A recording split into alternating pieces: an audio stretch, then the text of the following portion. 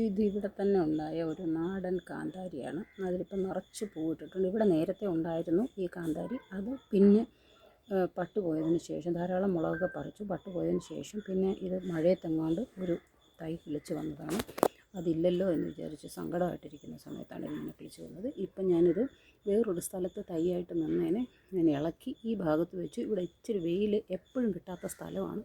എന്നാലും വെള്ളമൊക്കെ ഒഴിച്ച് ഞാനിപ്പോൾ ഒന്ന് വീട്ടിലെ ജൈവവളം, അതായത് പച്ചക്കറി അരിഞ്ഞിട്ട് വെള്ളത്തിൽ ഇട്ട് വെച്ച് അതിൻ്റെ വെള്ളം, അത് അഴുകുമ്പോൾ ഉള്ള വെള്ളം ഊറ്റി ഒഴിച്ച് കൊടുത്തതിന് ശേഷം ഇതിനകത്ത് നിറയെ പൂ വന്നിട്ടുണ്ട്.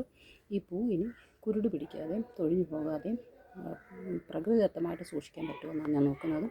നമ്മളെപ്പോഴും മറ്റ് സ്പ്രേ ഒക്കെ അടിക്കുമ്പോൾ മാത്രമേ കുരുടിപ്പ് മാറുള്ളൂ എന്ന് പറയും. നോക്കും, കുരുടിപ്പ് ഒരുപാട് വരികയാണെങ്കിൽ അതിലൊരു മെഡിസിൻ മേടിച്ച് വാങ്ങിച്ച് അടിക്കണം എന്നുണ്ട്. ഇത് ഇങ്ങനെ നിന്നിട്ട് നിറയെ പൂ വന്നിട്ടുണ്ട്. മുകളിലോട്ട് നിൽക്കുന്ന ചെറിയ കാന്താരി മുളകാണ്, നാടൻ കാന്താരി. ഇത് കാന്താരി ആയി വരുമ്പോൾ കാണിക്കാവുന്നതാണ് പിന്നെയും.